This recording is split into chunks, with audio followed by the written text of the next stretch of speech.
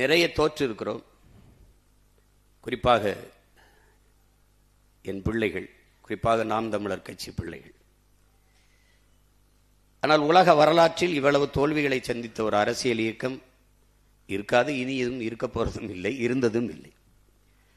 ஆனால் அந்த இயக்கம் கலைந்து போய்விடும், காணாமல் போய்விடும், சிதைந்து போய்விடும். ஒற்றை தோல்விக்கே ஓடி நொறுங்கி போனது கட்சிகள், பல கட்சிகள். இத்தனை முறை தோற்றும் சற்றும் தளராது அப்படியே அதே உறுதியோட ஒரு கட்சி இருக்கிறது என்றால் அதே புத்தெழுச்சியோடு எத்தனை இடைத்தேர்தல் வந்தாலும் அத்தனையும் எமக்கான களமாக கருதி மறுபடியும் மறுபடியும் களத்திலே பாய். ஏனென்றால் இது எலி வேட்டையாடுகிற பூனை அல்ல, இது பகையை வீழ்த்த வந்த புலி என்பதை தமிழ் பேரின மக்கள் புரிந்து கொள்ளும்.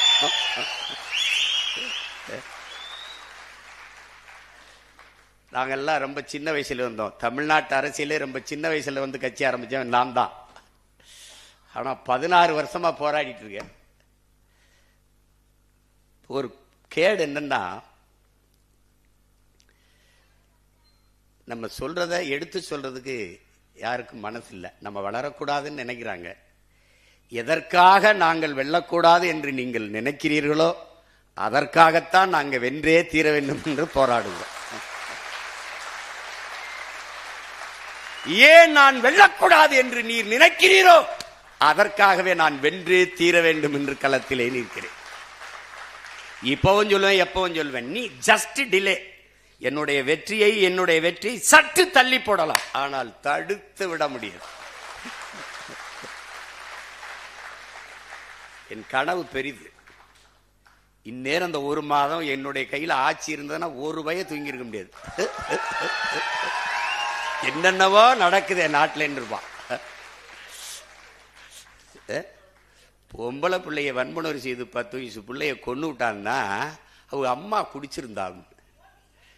டேய், யாரா நீங்கெல்லாம்? அம்மா குடிச்சிருந்தா பிள்ளைய கடத்திட்டு போய் வன்புணர்வு செய்து கொலை செய்யணும்னு சட்டம் இருக்காடா? டேய், அவளே குடிச்சிருந்தாலும் தொடக்கூடாதுடா, அவளே குடிச்சிருந்தாலும் தொடக்கூடாது. சரிடா, என் தாயை குடிக்கிற நிலையில் தள்ளியவனவன், அதான்டா கேள்விங்க. எந்த தவறையும் சரி செய்யறது என்ன? அப்படி அவர் செய்யலையா, இவர் செய்யலையா? இருக்குடா, அவங்களுக்கு இருக்கு. எவ்வளவோ பார்த்துட்டோம், இதை பார்க்க மாட்டோமா? ஒவ்வொன்றையும் பாருங்க, ஒரு செயல்களையும் பாருங்க. ஒருத்தர், நான் என்ன கேட்கிறேன் இந்த காங்கிரஸ் பெருமக்கள்கிட்ட, நீங்க எல்லாம் சோத்துல உப்பு போட்டு சாப்பிடுறீங்களா?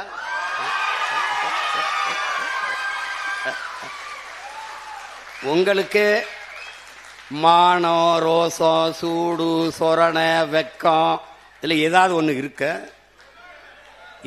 ஆனா எல்லாரும் நல்ல கசங்காத வேட்டி சட்டை மட்டும் வெக்க மயிர் இல்லாம கட்டிக்கிறீங்க. வெக்க மயிர் இல்லாம எதுக்கு? இப்பதான் திமுக காரனுக்கு அறிவு வருது. அவன் வேற எங்களுக்கு பகுத்தேவரைய புகட்டினார், ஊற்றினார், காட்டினார். மங்கி நீல அவனை அன்னைக்கே வேட்டிய காணான் சட்டை காணான்னு ஓட விடுறத விட்டு அவனை கூட கூட்டி வச்சு, இங்க பேரு 10 MP வச்சிருக்கான், 10 நாடாளுமன்றம் திமுக போட்ட பிச்சையில வச்சிருக்காங்க. இப்ப உண்மையில மானச ரிசைன் பண்ற, ரிசைன் இட், விலகி இடைத்தேர்தலை சந்திச்சு டிவிக்கோட போய் இந்த டிவிக்கு போட போய் நின்று வாடா வா, வென்று வாடா, நீ போடா. கூட்டணி பெரிய கூட்டணி இல்ல, ஆட்சி அதிகாரத்தில் இருக்க நீ அவனோட கூட்டணி வச்சு இடைத்தேர்தல் செஞ்சோன்னா 3 ஆண்டு இருக்கு. ரிசைன் பண்ண உடனே இந்த இடைத்தேர்தல் வச்சு நின்றுவா, வென்றுவா. நீ பாப்ப திமுக தயவுல இந்த தேர்தலில் ஒரு மாநிலங்களவை உறுப்பினர் சீட்டு, அவன் யாருன்னே தெரியல, வேறு வாய்க்குன்னு இல்லை.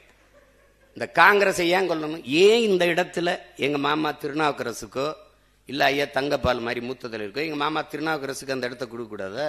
அந்த மாநிலங்களவை உறுப்பினரா பேரை இன்னைக்கு வரைக்கும் எனக்கு ஞாபகத்தில். காலையில கூட கேட்டேன் எங்க அண்ணன்ட்ட, அண்ணன் அது யாருன்னு. ஏதோ சொன்னார், தஸ்கோவிஸ்கி மாதிரி ஏதோ ஒன்று சொன்னாப்ல. அவர் நாக்பூர்ல வேலை செய்யறாரு, நாகாலாந்துல நல்லா வேலை செய்யறாரு. என் ஊருக்கு என்ன வேலை செய்யுது? இந்த திமுகவால தேர்வு செய்யப்பட்டு போன நாடாளுமன்ற உறுப்பினர்கள் என் நிலத்திற்கு, என் மண்ணுக்கு, என் மக்களுக்காக பேசிய ஒரு வார்த்தை விடு. இந்த மாநிலங்களவை உறுப்பினராக சென்றவர் என் மண்ணுக்கு மக்களுக்குமாக என்ன பேசுவர்? இப்போது இந்த டிவிகே ஆட்சி இவர்களால் தேர்வு செய்யப்பட்டு இன்னைக்கு போயிருக்காரு ஒருவர் மாநிலங்களவை உறுப்பினர். இவர் மீதி இருக்கிற 2 ஆண்டுகளில் என்ன பேசுவார்? வாக்கு என்னது, என் மக்கள் இது எப்படி இருக்கு? இங்க பாருங்க, இந்த டிவிகேக்கு காங்கிரஸ் ஓட்டு இல்லை. இந்த காங்கிரஸ் வெல்வதற்கு டிவிகே ஓட்டு இல்லை. ஆனா தேர்தலுக்கு அப்புறம் 2 நல்ல ஓட்டு. எப்படி? 5 உறுப்பினர் வச்சா 2 அமைச்சர் வச்சிருக்கான். அதுல ஒரு மாநிலங்களவை வாங்கிட்டு போறார். இந்த மாநிலங்களவை உறுப்பினர் திமுக வீட்டில் தட்டேந்து ஒரு சீட்டு, இந்த டிவிகே வீட்டில் தட்டேந்து, வீடு வீடுக்கு கையேந்தி பிச்சை எடுக்கிறது, இந்த வீடு கட்சிக்கு கட்சி தட்டேந்து இந்த சீட்டு வாங்குறதுக்கு வித்தியாசம் என்ன இருக்கு உனக்கு? நீ எதுக்கு இது ஒரு கட்சின்னு வச்சுக்கிட்டு பேசிட்டு இருக்க? நீ எதுக்கு ஒரு கட்சின்னு வச்சு பேசிட்டு இருக்க? நீ இது ஒரு கட்சி.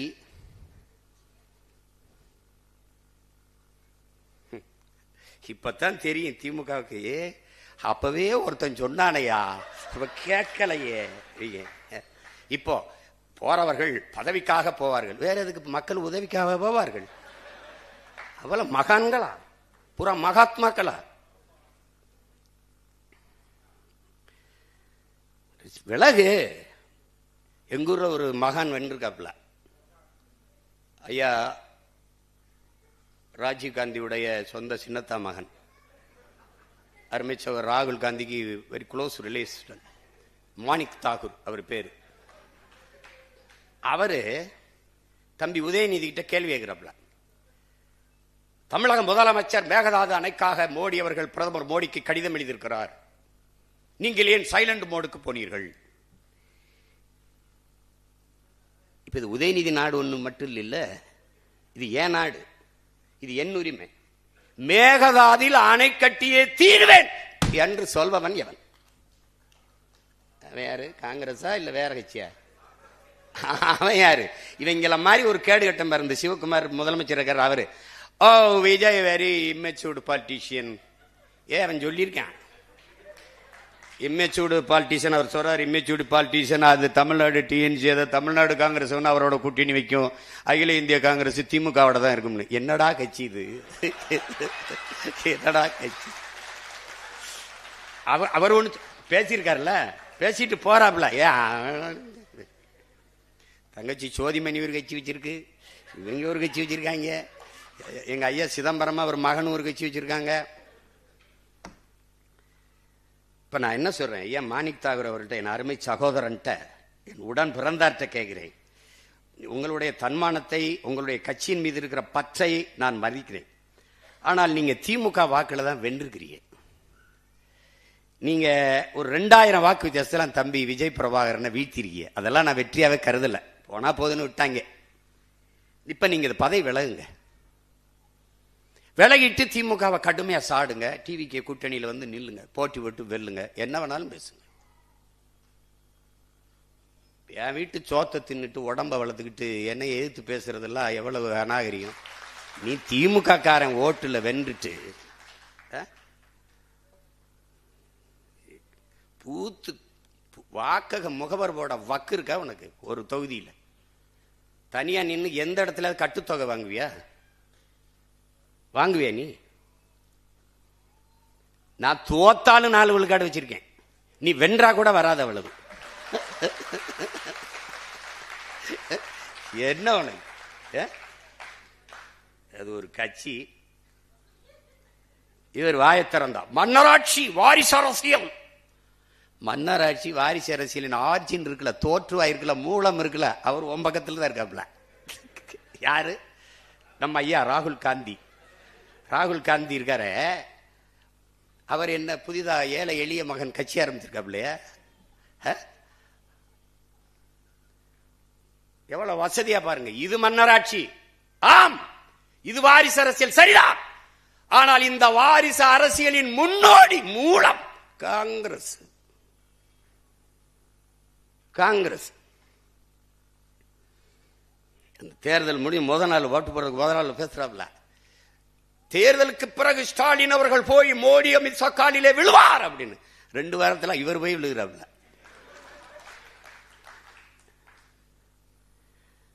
போராடி தடுத்து வச்சிருந்த அத்தனைக்கும் இழுத்து போட்டாப்ல. ஜல்ஜன் ஜீவன் திட்டம், ஜல்ஜன் ஜல்ஜீவன் ஒரு குடிநீர் திட்டம். ஒரு நாட்டு குடிமக்களுக்கு, வாக்கு செலுத்தின குடிமக்களுக்கு தண்ணி கூட கொடுக்க துப்பு இல்லை. பொலிவியால பெக்டல்னு ஒரு நிறுவனம், பெரிய கதை, படமா போட்டு போட்டு காட்டினேன். இத்தனை ஊடகம் இருக்கு, ஒருத்தம் போட்டு காட்டல. என்னென்னமோ சொல்றான்டா அந்த பாருங்கடான்ட்டு. போறார், வாரார், திரும்புறார், உட்கார்றாரு. அவன் ஊடகத்தை மயிரள கூட மதிக்கிறது இல்ல, அவன் திரும்பி கூட பாக்குறது இல்ல. இவங்க ஐயோ போய்கிட்டு இருக்காரு, வந்துகிட்டு இருக்காரு. நம்ம மாண்போட மதிப்போம், நம்மள மதிக்கிறது இல்ல. ஊடக தீண்டாமை.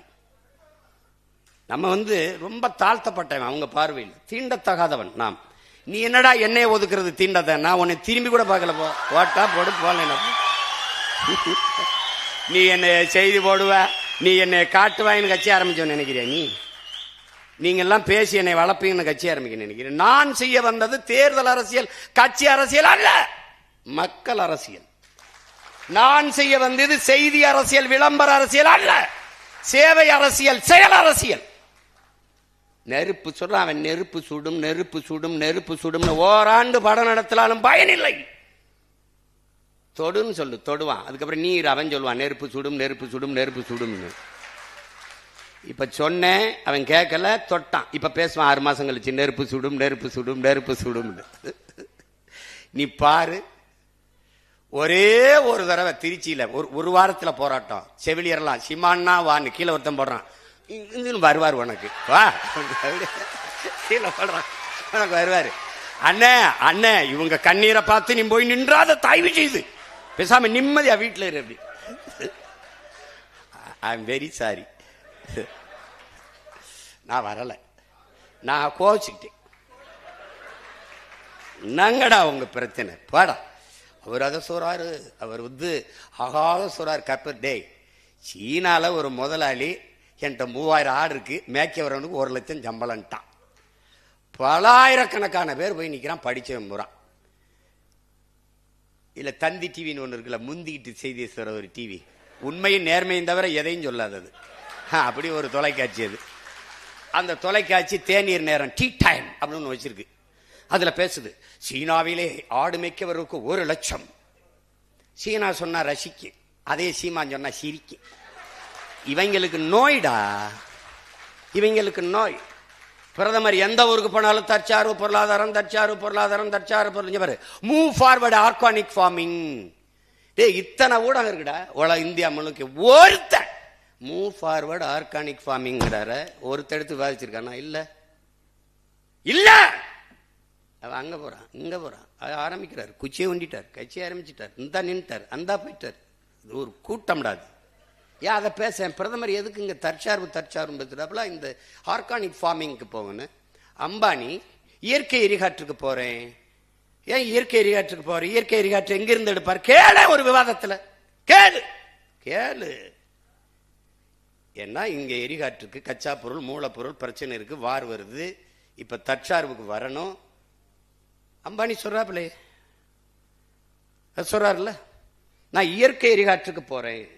அதை நாங்க தமிழ்ல உயிர் வழிங்கிறோம், நீங்க பயோகேஸ்ங்கிறீங்க, நாங்க உயிர் வழிங்கிறோம். இயற்கை எரிகாற்று எங்கிருந்து எடுப்ப? எங்கிருந்து எடுப்ப? என் மாட்டு சாணி தாண்டா வந்து நக்கனு, நீ என் மாட்டு சாணி தான் வரும். அத நான் சொன்னா வலிக்குது, நான் சொன்னா வலிக்குது. சரி, இந்திய அரசு கழுத வழக்கு 50 லட்சம் மானியம் கொடுக்குது, அதை ஒரு தடவை போடு. உனக்கு நோய்டா. நீ என்ன எப்படா என்னை காலி பண்ண? மயிருங்கிறது கெட்ட வார்த்தைன்னு கற்பிச்ச வர, அப்பவே மயிர் உன்னை வளர்ந்துருக்கணும்டா. நான் தலையில் இழிந்த மயிரினைய மாந்தர் நிலையில் இழிந்த கடைங்குது, மயிர் நிப்பின் உயிர் வாழா கவரிமா அன்னார் உயிர் நிப்பர் மானம் வருங்குது என்னுடைய வேதம் பாடுதுடா. மயிர் அவளை கெட்ட பார்த்தீங்கன்னா நான் மயத்துக்கு தலையில் வச்சு சிரைச்சிட்டு போ. கொட்டுனா போண்டிதானே, என்ன மயத்துக்கு விற்க மாட்டா, போய் நடுற 3 லட்சம் 4 லட்சம் செலவழிச்சிட்டு உயிரை கொடுத்த சாமிக்கு இதை வளர்த்து சடசடையா சிறைக்கிறியா? அப்ப மயிரளவுக்கு தான் அவரை மதிக்கிறியா? அவனுக்கு காணிக்கையா மடியும் மயிரை கொடுக்குறீன்னா அது புனிதமானதா கெட்டதா? என்னடா கற்பிச்ச நீ? எனக்கு என்னடா கற்பிச்ச? மயிறு கெட்டது. அப்ப மயிரை வெட்டி அழகுபடுத்துகிற அவன் தாழ்த்தப்பட்டவன் நீ கற்பிச்ச. நீ உன்னைய தொலைக்காம போக மாட்டேன். கால் செருப்பு இல்லாம நடக்க முடியல, தச்சு தரவன் இழிந்தவன். நீ இப்படி நோயாக்குனாடா இன்னையே. படிப்பொருள் என்ன படிப்பொருள் விடு. ஆடு மாடு வாழை மேய்க்க தலாய்க்கு, பன்னி மேய்க்க தலாய்க்கு, கழுத மேய்க்க தலாய்க்கு, பட பைத்தியக்கார. என் தம்பி லியோடா மரபு வழி வீடு கட்டுறவன்டா. காரைக்குடியில் எங்க ஊருக்கு செட்டிநாடு வீடு மாதிரி என் தம்பி லியோ. தருமபுரியில் ஒருத்தர் வீடு கட்டுறான்டா, படையாச்சிடா. 2 கோடிக்கு கட்டுறான்டா வீடு. இந்த வீடு அப்படி பங்களா மாதிரி கட்டுறான்டா, மரபு வழி மாறாம. அப்படி ஒரு சாந்து, ஒரு சொட்டு சாந்து இல்லடா. செங்கல் சுண்ணாம்பு வச்சு கட்டுறான்டா. குளிரூட்டி தேவையில்ல, மின் விஷயத்தை விட குழு குழுன்னு இருக்கும்டா. கட்டுறான்டா என் தம்பி, என் சொந்த தம்பி கட்டுறான்டா. என் கட்சியில் இருக்க பிள்ளை அவன் சொல்றான், வீடை பார்த்து, தம்பி இன்னும் எத்தனை கோடி வேணா, 2 கோடிக்குள்ள முடியும், இன்னும் எத்தனை கோடி வேணாலும் செலவழிப்போம், நீ பண்ணு. ஐயா என்னையா வருமானம்? நான் பண்ண வச்சிருக்கேன் யா, பண்ண வச்சிருக்கேன். ஏய் நான் சத்தியம் பேசுறேன்டா எங்க அப்பா மேல ஆனையா, உண்மையை சொல்றேன். இந்த வரை அலைபேச்சியில் இருக்கு என்ன, இந்த தஞ்சாவூர் தான் போயிட்டாப்பா சொல்லுவான், கட்டிக்கிட்டு இருக்கான் தருமபுரியில். பண்ணி வைக்கிறே 10 குட்டி வாங்கி விட்டையா, 6 கோடி வரும். யாது எனக்கு 6 கோடிக்கு பண்ணி இருக்கு, நீ கட்டியான்னு இருக்காப்ல. படையாச்சி பண்ணி வளர்த்து சம்பாரிச்சுக்காண்டா. பைத்தியக்கார பையல எங்க பொருளாதாரம் இருக்குன்னு தெரியாது. கிறுக்கா அரசா மருத்துவமனைக்கு வெளியில் வரும்போது கழுதப்பால் ஒரு இது 1000 ரூபாய்டா. ஒரு என்னது அது சொல்றது, ஒரு சங்க 1000 ரூபாய்டா. மருந்துடா. கழுத மேய்க்க தலாய்க்கு, ஆடு மாடு மேய்க்க தலாய்க்கு. டேய் நீங்கெல்லாம் அறிவு இருக்கிறவங்களாடா. வேளாண் துறைக்கு ஒரு அமைச்சர் போட்டிருக்க, என்ன புடுங்கிறதுக்குடா போட்ட?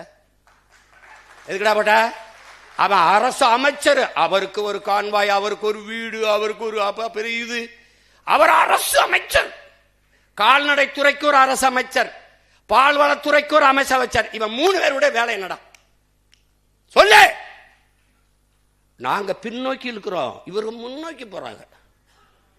பால்வளத்துறை அமைச்சருக்கு வேலை என்ன? பால் இருக்குடா, வளம் எங்கடா? கால்நடையே இல்லை, எதுக்குடா கால்நடை துறைக்கு தண்ட கர்மாந்தரத்துக்கு அமைச்சர் போட்டு கேட்டீங்க வாடா? எதுக்கு போட்ட? வேளாண் பல்கலைக்கழகம், வேளாண் கல்லூரி, வேளாண் துறைக்கு அமைச்சர். அப்ப அவனுக்கு எங்கடா வேலை கொடுப்ப? வேளாண்மை அரசு பணி ஆக்குனாதான்டா அவனுக்கு வேலை கிடைக்கும். இப்ப வேளாண் துறை அமைச்சருக்கு வேலை என்ன? கால்நடைத்துறை அமைச்சருக்கு வேலை என்ன? அதான் எப்படிப்பட்ட அறிவாளிகள்கிட்ட சிக்கிட்டோம் பத்தியில. அவன் என் தம்பி ஒருத்தர் இருக்கான் பார்த்திபன், அவன் போக்குவரத்து துறைக்கு அமைச்சராக போட்டிருக்காப்ல. அவன் அந்த ஊர் மாவட்ட ரசிகர் மன்ற தலைவர். வால்வோ பஸ் உரிமையாளர்கிட்ட போய், நீ தாண்டா ஓட்டுற, வால்வோ பஸ் கவர்மெண்ட் தாண்டா ஓட்டுது. அது நீ தம்பி சாப்பிட்டு வந்திருக்க, நான் பசுவோடு இருக்கேன். அது இல்லையே அவர் சொல்றதுக்கு, இது இல்லையே பதில். அது முன்பதிவு செஞ்சவங்க எல்லாம் விட்டுட்டு இங்க காத்திருந்தவங்களை ஏத்தி விட்டேன் அப்படின்னு. எப்படி இருக்கு? பாட்டுலுக்கு 10 ரூபா, பாட்டுலுக்கு 10 ரூபா, பாட்டுலுக்கு 10 ரூபாயின்ட்டு அதிகாரத்துக்கு வந்தோன்னா பாட்டுலுக்கு 10 ரூபா அப்படிலாம் கிடையாது. அதெல்லாம் நிறுத்த முடியாதுங்க. ஒரே நாள் சினிமா மாதிரிலாம் முடியாது. யார் அமைச்சர்? வியாக்கியானம் இல்ல, அங்க ஊழியர்களுக்கெல்லாம் அவர்களுக்கு காசு செலவுக்கு இந்த பாட்டில் எடுத்து வைக்கிறது, அதுக்கெல்லாம் அது 10 ரூபாய்க்கு வித்தாத்தான் அப்படின்னு. இவ்வளவு தர்மணி ஆயத்தை உங்கால சொல்லலப்பா. மதுரையில் பேசும்போது நம்முடைய மாண்புமிகு முதல்வர் ஐயா அவர்கள், இந்த மீனவர்கள் இதற்காக நீங்கள் மோடிஜி நீங்கள் கச்சத்தீவை மீட்டு கொடுத்துருந்தா அது போதும். இப்ப மீன்வளத்துறை அமைச்சர்கிட்ட, சார் இந்த கச்சத்தீவை மீட்கிறது அதிகாரி 3 தடவை நோ கமெண்ட்ஸ் அமைச்சர், அது இப்ப நம்ம பேச தேவையில்லை, நோ கமெண்ட்ஸ். ஏண்டா நோ கமெண்ட்ஸ் சொல்றதுக்காடா இவ்வளவு பேர் கிளம்பி வந்தீங்க? அவன் அந்த அமைச்சர் பெருமகன், நாங்க தூத்துக்குடிய ஒரு போர்ட் நகரமாக, துறைமுக நகரமாக, அதான் எங்க தலைவருடைய. டேய் அது துறைமுக நகரம் தான்டா. அது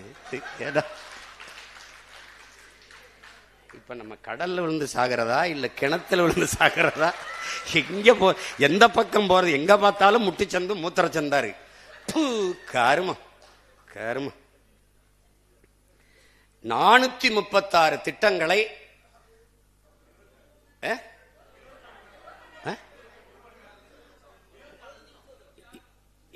76 சரி 1.25 மணி நேரம் வச்சுக்கிடுவோம்.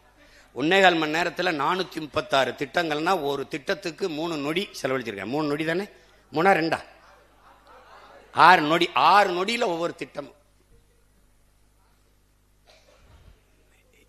அந்த 436 திட்டங்களையும் நம்முடைய மாண்புமிகு அமைச்சர் ஐயா நிர்மல்குமார் அவர்கள் படிச்சுட்டாங்கன்னா, ஓ இவ்வளவு திட்டங்களை பேசியிருக்கீங்களா,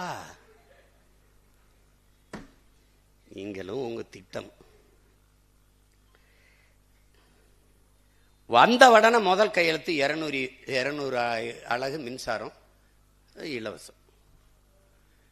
மின்துறை அமைச்சர் 2,50,000 கோடி கடன் இருக்கு அப்படின்னு. அது எங்களுக்கு தெரியும், உங்களுக்கு தெரிஞ்சதா இல்லையா? தெரியாம தான் போட்டிட்டீங்களா? தெரிஞ்சு போட்டிடும் போது 200 யூனிட் 200 அலகு மின்சாரம் இலவசமா தரேன்னு என்ன இதுக்கு சொன்னீங்க? இதுக்கு அத்தனை கோடி பிரச்சனை இருக்கும்போது எடுத்தவன முதல் கையெழுத்து 200 யூனிட் மின்சாரம் இலவசம். இலவசம். டே மின்சாரத்தை கொடுறா, அப்புறம் இலவசமா கொடுக்கறதா இல்லையான்னு யோசிப்போ. மானங்கெடுது. எம்எல்ஏவே நின்றுக்கிட்டு நான் எம்எல்ஏ வெளியூருக்கு போயிட்டாங்கிறேன் நம்பிட்டு வருது சனம். ஏன்னா சனந்தே நம்ம தான் எம்எல்ஏன்னு தெரியலடான்னு. தெரியல, முதல்வருக்கே தெரியாது எத்தனை பேர் எம்எல்ஏ, எவனுக்கு சீட்டு கொடுத்தா எந்தெந்த தொகுதின்னு தெரியாது. ஓட்டு போட்டவனுக்கும் தெரியல, சீட்டு கொடுத்து நிறுத்தினவனுக்கும் தெரியாது யார் எம்எல்ஏ. எங்க மொத்த பேரையும் அப்படி சொல்ல சொல்லு. 108 பேரையும் 107 பேர். மக்கள் விரோத ஆட்சியை மக்கள் விரோத ஆட்சியை மக்கள் விரோதம். எது மக்கள் விரோதம்? ஒருத்தர் 2 தொகுதியில் நிக்கிறதாண்டா முதல் மக்கள் விரோதம். இன்னொரு ஜனநாயகத்தில் இன்னொரு கணக்கான வாய்ப்பு பறிக்கப்படுகிறது. முதல் விரோதம். 2வது, நீங்க 2 தொகுதியில் வென்று ஒரு தொகுதியை பதவி விலகிற போது வலுக்கட்டாயம் அங்கு ஒரு இடைத்தேர்தல் திணிக்கப்படுகிறது. அந்த தேர்தலுக்கு குறைஞ்சது 10 நாள் 15 நாள் விடுமுறை விடணும். அங்க இருக்கிற அதிகாரிகள் வேலை செய்யணும், அங்க இருக்கிற பள்ளி கல்லூரி விடுமுறை விடணும், எல்லா அதிகாரிகளும் வேலை செய்யணும். அதுக்கு குறைஞ்சது 20 கோடி செலவு பண்ணணும். நீங்க விலகினதோட இல்லாம பல பேரை விலக சொல்லி வேற சேர்த்துட்டிய. ஏன்னா நீங்க தூய சக்தி இல்ல. நீங்க அது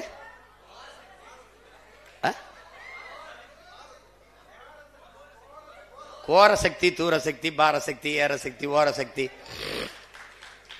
எங்க ஊர்ல வருவாங்க குடுகுடுப்புக்கு, நல்ல காலம் பிறகு நல்ல காலம் பிறகு அடிச்சுக்கிட்டு ஏதோ ஒண்ணு. அதுல கடைசி இதை மறந்துட்டாப்ல. தூந்து போன சக்தி கண்டுபிடிச்சிட்டாப்ல.